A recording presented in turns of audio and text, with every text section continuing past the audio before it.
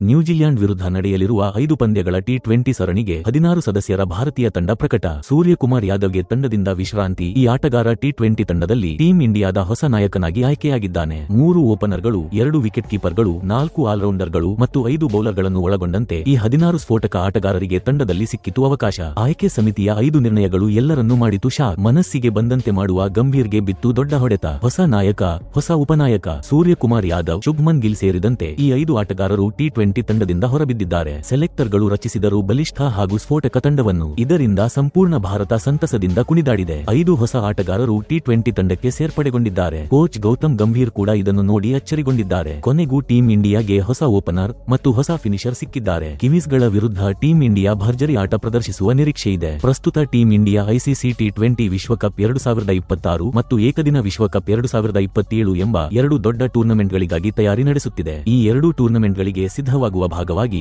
ಭಾರತ ಇತ್ತೀಚೆಗೆ ದಕ್ಷಿಣ ಆಫ್ರಿಕಾ ವಿರುದ್ಧ 2 ಫಾರ್ಮ್ಯಾಟ್ಗಳ ಸರಣಿಯನ್ನು ಆಡಿಕೊಂಡು ಬಂದಿದೆ. ಈಗ ಹೊಸ ವರ್ಷದ ಆರಂಭದಲ್ಲಿ ನ್ಯೂಜಿಲೆಂಡ್ ವಿರುದ್ಧ ಸರಣಿ ಆಡಲಿದೆ. ಆದರೆ ಏಕದಿನ ವಿಶ್ವಕಪ್ಗೆ ಇನ್ನೂ ಸಾಕಷ್ಟು ಸಮಯವಿದೆ. ಆದರೆ ಟೀಂ ಇಂಡಿಯಾ ಪ್ರಸ್ತುತ ಫೆಬ್ರವರಿಯಲ್ಲಿ ನಡೆಯಲಿರುವ ಟಿ20 ವಿಶ್ವಕಪ್ಗೆ ಮುನ್ನ ನ್ಯೂಜಿಲೆಂಡ್ ವಿರುದ್ಧ ಸರಣಿ ಆಡುವ ಮೂಲಕ ತನ್ನ ತಯಾರಿಯನ್ನು ಪಕ್ಕಾ ಮಾಡಿಕೊಳ್ಳಲು ಬಯಸುತ್ತಿದೆ. ಆದ್ದರಿಂದ ಬನ್ನಿ, ನ್ಯೂಜಿಲೆಂಡ್ ವಿರುದ್ಧ ಟೀಂ ಇಂಡಿಯಾದ ಸ್ಕ್ವಾಡ್ ಹೇಗಿರುತ್ತದೆ ಮತ್ತು ಟಿ20 ಪಂದ್ಯಗಳು ಯಾವಾಗ ಹಾಗೂ ಎಲ್ಲೆಲ್ಲಿ ನಡೆಯಲಿವೆ ಎಂಬುದನ್ನು ತಿಳಿದುಕೊಳ್ಳೋಣ. ಇವುಗಳೆಲ್ಲ ನೀವು ತಿಳಿದುಕೊಳ್ಳಲೇಬೇಕಾದ ಪ್ರಮುಖ ಸುದ್ದಿಗಳಾಗಿವೆ. ಜೊತೆಗೆ ಟೀಂ ಇಂಡಿಯಾದ ಹೊಸ ನಾಯಕ ಯಾರು ಎಂಬುದನ್ನು ಕೂಡ ನಿಮಗೆ ತಿಳಿಸುತ್ತೇವೆ. ಆದರೆ ಅದಕ್ಕೂ ಮೊದಲು ನೀವು ಕೂಡ ಟೀಂ ಇಂಡಿಯಾದ ಪಕ್ಕಾ ಅಭಿಮಾನಿಯಾಗಿದ್ದರೆ ಈ ವಿಡಿಯೋವನ್ನು ತಪ್ಪದೆ ಲೈಕ್ ಮಾಡಿ ಮತ್ತು ಶೇರ್ ಮಾಡೋದನ್ನು ಮರೆಯಬೇಡಿ. ಸ್ನೇಹಿತರೆ, ಭಾರತ ಮತ್ತು ನ್ಯೂಜಿಲೆಂಡ್ ನಡುವಿನ ಸರಣಿಯಲ್ಲಿ ಮೊದಲು ಏಕದಿನ ಸರಣಿಯನ್ನು ಆಡಲಾಗುತ್ತದೆ. ಈ ಸರಣಿಯನ್ನು 2027 ರ ಏಕದಿನ ವಿಶ್ವಕಪ್ ದೃಷ್ಟಿಯಿಂದಲೂ ಬಹಳ ಮಹತ್ವದಂತೆ ನೋಡಲಾಗುತ್ತಿದೆ. ಈ ಏಕದಿನ ಸರಣಿ ಜನವರಿ 11ರಿಂದ ಆರಂಭವಾಗಲಿದೆ. ಇದಾದ ಬಳಿಕ ಟೀಂ ಇಂಡಿಯಾ ನ್ಯೂಜಿಲೆಂಡ್ ವಿರುದ್ಧ 5 ಪಂದ್ಯಗಳ ಟಿ20 ಸರಣಿಯನ್ನು ಆಡಲಿದೆ. ಫೆಬ್ರವರಿಯಲ್ಲಿ ನಡೆಯಲಿರುವ ಟಿ20 ವಿಶ್ವಕಪ್ಗೆ ಈ ಸರಣಿ ಅತ್ಯಂತ ಪ್ರಮುಖವಾಗಿದೆ. ಈ ಸರಣಿಯಲ್ಲಿನ ಪ್ರದರ್ಶನದ ಆಧಾರದಲ್ಲೇ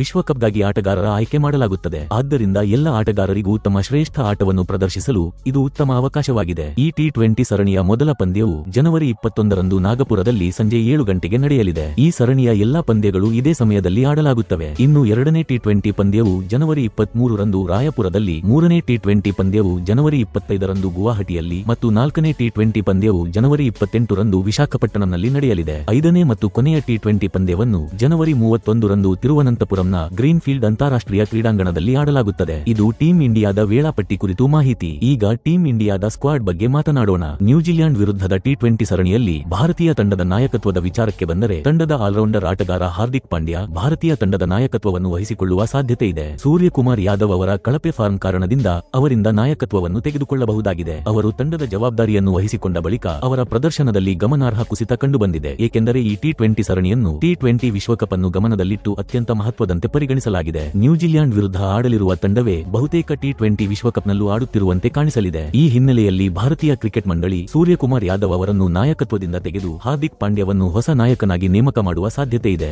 ಈ ಸಮಯದಲ್ಲಿ ಅವರು ಭಾರತೀಯ ತಂಡಕ್ಕಾಗಿ ಅದ್ಭುತ ಪ್ರದರ್ಶನ ನೀಡುತ್ತಿದ್ದಾರೆ. ಅವರಿಗೆ ಈಗಾಗಲೇ ತಂಡವನ್ನು ನಾಯಕತ್ವ ವಹಿಸುವ ಅನುಭವವೂ ಇದೆ. ಹೀಗಾಗಿ ಈ ಸರಣಿಯಲ್ಲಿ ಅವರಿಗೆ ತಂಡದ ನಾಯಕತ್ವ ಸಿಗುವ ಸಾಧ್ಯತೆ ಇದೆ. ಏಕೆಂದರೆ ಹಾರ್ದಿಕ್ ಪಾಂಡ್ಯ ಮುಂಬೈ ಇಂಡಿಯನ್ಸ್ ಹಾಗೂ ಟೀಂ ಇಂಡಿಯಾದ ನಾಯಕತ್ವವನ್ನು ಕೂಡ ವಹಿಸಿದ್ದಾರೆ. ಆದ್ದರಿಂದ ಅವರ ಬಳಿ ನಾಯಕತ್ವದ ಸಂಪೂರ್ಣ ಅನುಭವ ಇದೆ. ಆದರೆ ನಾಯಕತ್ವದ ವಿಷಯದಲ್ಲಿ ಸೂರ್ಯಕುಮಾರ್ ಯಾದವ್ ಅವರ ದಾಖಲೆ ಕೂಡ ಉತ್ತಮವಾಗಿಯೇ ಇದೆ. ಆದರೆ ಅವರು ನಾಯಕನಾದ ನಂತರ ಅವರ ಬ್ಯಾಟ್ ಸಂಪೂರ್ಣವಾಗಿ ಮೌನವಾಗಿರುವಂತಾಗಿದೆ. ಇದೇ ಕಾರಣದಿಂದ ಸೆಲೆಕ್ಟರ್ಗಳು ಸೂರ್ಯಕುಮಾರ್ ಯಾದವ್ ಅವರನ್ನು ನಾಯಕತ್ವದಿಂದ ತೆಗೆದು ಹಾರ್ದಿಕ್ ಪಾಂಡ್ಯರನ್ನು ಹೊಸ ನಾಯಕನಾಗಿ ನೇಮಕ ಮಾಡುವ ಬಗ್ಗೆ ಚಿಂತನೆ ನಡೆಸುತ್ತಿದ್ದಾರೆ. ಇದರಿಂದ ಸೂರ್ಯಕುಮಾರ್ ಯಾದವ್ ಅವರು ತಮ್ಮ ಫಾರ್ಮ್ಗೆ ಮರಳಲು ಸಾಧ್ಯವಾಗಲಿ ಎಂಬ ಉದ್ದೇಶವಿದೆ. ಸ್ಪಷ್ಟವಾಗಿ ಹೇಳಬೇಕಾದರೆ, ನಿಮ್ಮ ನಾಯಕನೇ ರನ್ ಮಾಡದೇ ಇದ್ದರೆ ಟಿ20 ವಿಶ್ವಕಪ್ ಅನ್ನು ಹೇಗೆ ಗೆಲ್ಲಬಹುದು? ಇದೇ ಪ್ರಮುಖ ಕಾರಣದಿಂದ ಬಿಸಿಸಿಐ ಅವರು ನಾಯಕತ್ವದ ಜವಾಬ್ದಾರಿಯಿಂದ ಸೂರ್ಯಕುಮಾರ್ ಯಾದವ್ ಅವರನ್ನು ದೂರವಿಟ್ಟು ಅವರಿಗೆ ಮತ್ತೊಮ್ಮೆ ಫಾರ್ಮ್ಗೆ ಮರಳುವ ಅವಕಾಶ ನೀಡಲು ಮುಂದಾಗಿದೆ. ನ್ಯೂಜಿಲೆಂಡ್ ವಿರುದ್ಧದ ಟಿ20 ಸರಣಿಗೆ ಭಾರತೀಯ ತಂಡದ ಉಪನಾಯಕತ್ವದ ವಿಚಾರಕ್ಕೆ ಬಂದರೆ ತಂಡದ ಉಪನಾಯಕನಾಗಿ ಆಲ್ರೌಂಡರ್ ಆಟಗಾರ ಅಕ್ಷರ್ ಪಟೇಲ್ ಅವರಿಗೆ ಅವಕಾಶ ಸಿಗುವ ಸಾಧ್ಯತೆ ಇದೆ. ಶುಭ್ಮನ್ ಗಿಲ್ ಈ ಸಮಯದಲ್ಲಿ ಟಿ20 ಫಾರ್ಮ್ನಲ್ಲಿ ಸ್ಟ್ರಗಲ್ ಮಾಡುತ್ತಿದ್ದಾರೆ. ಆದ್ದರಿಂದ ಅವರಿಂದ ಉಪನಾಯಕತ್ವವನ್ನು ತೆಗೆದು ಅಕ್ಷರ್ ಪಟೇಲ್ ಅವರಿಗೆ ನೀಡಬಹುದು. ಅಕ್ಷರ್ ಪಟೇಲ್ ಅವರು ಈಗಾಗಲೇ ಭಾರತೀಯ ತಂಡದ ಉಪನಾಯಕತ್ವ ವಹಿಸಿಕೊಂಡ ಅನುಭವ ಹೊಂದಿದ್ದಾರೆ. ಹೀಗಾಗಿ ಸೆಲೆಕ್ಟರ್ಗಳು ಸೂರ್ಯಕುಮಾರ್ ಯಾದವ್ ಮತ್ತು ಶುಭ್ಮನ್ ಗಿಲ್ ಅವರನ್ನು ನಾಯಕತ್ವ ಹಾಗೂ ಉಪನಾಯಕತ್ವದಿಂದ ಹೊರಗಿಟ್ಟು ಹಾರ್ದಿಕ್ ಪಾಂಡ್ಯ ಅವರನ್ನು ಹೊಸ ನಾಯಕನಾಗಿ ಮತ್ತು ಅಕ್ಷರ್ ಪಟೇಲ್ ಅವರನ್ನು ಹೊಸ ಉಪನಾಯಕನಾಗಿ ನೇಮಕ ಮಾಡುವ ಸಾಧ್ಯತೆ ಇದೆ. ನ್ಯೂಜಿಲೆಂಡ್ ವಿರುದ್ಧದ ಟಿ20 ಸರಣಿಗೆ ಭಾರತೀಯ ತಂಡದ ಬಗ್ಗೆ ಮಾತನಾಡುವುದಾದರೆ ಅಭಿಷೇಕ್ ಶರ್ಮಾ ಮತ್ತು ಯಶಸ್ವಿ ಜೈಸ್ವಾಲ್ ಇನ್ನಿಂಗ್ಸ್ ಆರಂಭಿಸುವ ಓಪನರ್ಗಳಾಗಿ ಕಾಣಿಸಿಕೊಳ್ಳಬಹುದು. ಮತ್ತೊಬ್ಬ ಓಪನರ್ ಆಗಿ ಋತುರಾಜ್ ಗಾಯಕ್ವಾಡ್ ಅವರ ಆಯ್ಕೆ ಬಹುತೇಕ ಪಕ್ಕಾ ಎಂದು ಪರಿಗಣಿಸಲಾಗಿದೆ. ಏಕೆಂದರೆ ಋತುರಾಜ್ ಗಾಯಕ್ವಾಡ್ ಅವರು ಆಫ್ರಿಕಾ ವಿರುದ್ಧದ ಏಕದಿನ ಸರಣಿಯಲ್ಲಿ ಭರ್ಜರಿ ಶತಕ ದಾಖಲಿಸಿದ್ದರು ಹಾಗೂ ಶುಭ್ಮನ್ ಗಿಲ್ ಅವರಿಗಿಂತ ಋತುರಾಜ್ ಗಾಯಕ್ವಾಡ್ ಅವರ ಅಂಕಿಅಂಶಗಳು ಬಹಳ ಉತ್ತಮವಾಗಿವೆ. ಗಿಲ್ ಅವರ ಪ್ರದರ್ಶನದಲ್ಲಿ ತಂಡದಲ್ಲಿ ನಿರಂತರ ಕುಸಿತ ಕಂಡುಬರುತ್ತಿರುವುದರಿಂದ ಅವರ ಟಿ20 ತಂಡದ ಸ್ಥಾನ ಕತ್ತರಿಸಲಾಗಿದೆ ಹಾಗೂ ವಿಕೆಟ್ ಕೀಪರ್ ಸ್ಥಾನಕ್ಕೆ ಇಶಾನ್ ಕಿಶನ್ ಅವರಿಗೆ ಅವಕಾಶ ಸಿಗುವ ಸಾಧ್ಯತೆ ಇದೆ. ಇಶಾನ್ ಅವರು ದೇಶೀಯ ಕ್ರಿಕೆಟ್ನಲ್ಲಿ ಉತ್ತಮ ಪ್ರದರ್ಶನ ನೀಡಿರುವುದರಿಂದ ಅದರ ಬಹುಮಾನವಾಗಿ ನ್ಯೂಜಿಲೆಂಡ್ ವಿರುದ್ಧದ ಟಿ20 ಸರಣಿಗೆ ಆಯ್ಕೆಯಾಗಬಹುದು. ಮತ್ತೊಬ್ಬ ವಿಕೆಟ್ ಕೀಪರ್ ಆಗಿ ಜಿತೇಶ್ ಶರ್ಮಾ ಅವರ ಆಯ್ಕೆ ಬಹುತೇಕ ಖಚಿತವಾಗಿದೆ, ಏಕೆಂದರೆ ಜಿತೇಶ್ ಶರ್ಮಾ ಅವರು ಕೆಳಕ್ರಮದಲ್ಲಿ ಬಂದು ಫಿನಿಶರ್ ಬ್ಯಾಟ್ಸ್ಮನ್ ಪಾತ್ರವನ್ನು ಸಮರ್ಥವಾಗಿ ನಿರ್ವಹಿಸಬಲ್ಲವರು. ಇದೇ ಕಾರಣದಿಂದ ಸಂಜು ಸ್ಯಾಮ್ಸನ್ ಅವರಿಗೆ ತಂಡದಲ್ಲಿ ಸ್ಥಾನ ಸಿಗುವುದು ಕಷ್ಟವಾಗುತ್ತಿದೆ ಮತ್ತು ರಿಯಾನ್ ಪರಾಗ್ ಅವರು ಮತ್ತೊಮ್ಮೆ ಟಿ20 ತಂಡಕ್ಕೆ ವಾಪಸ್ಸಾಗುವ ಸಾಧ್ಯತೆ ಇದೆ. ಅವರನ್ನು ಶಿವಮ್ ದುಬೆ ಅವರ ಬದಲಾಗಿ ತಂಡದಲ್ಲಿ ಸೇರಿಸಬಹುದಾಗಿದೆ. ಶಿವಮ್ ದುಬೆ ಅವರು ಬ್ಯಾಟ್ ಮತ್ತು ಚೆಂಡು ಎರಡರಿಂದಲೂ ಯಾವುದೇ ವಿಶೇಷ ಸಾಧನೆ ಮಾಡಿಲ್ಲ, ಹಾಗಾಗಿ ಅವರನ್ನು ಟಿ20 ತಂಡದಿಂದ ಹೊರಗಿಟ್ಟು ಅವರ ಸ್ಥಾನದಲ್ಲಿ ಸ್ಪಿನ್ ಆಲ್ರೌಂಡರ್ ರಿಯಾನ್ ಪರಾಗ್ ಅವರನ್ನು ತಂಡಕ್ಕೆ ಸೇರಿಸಬಹುದು.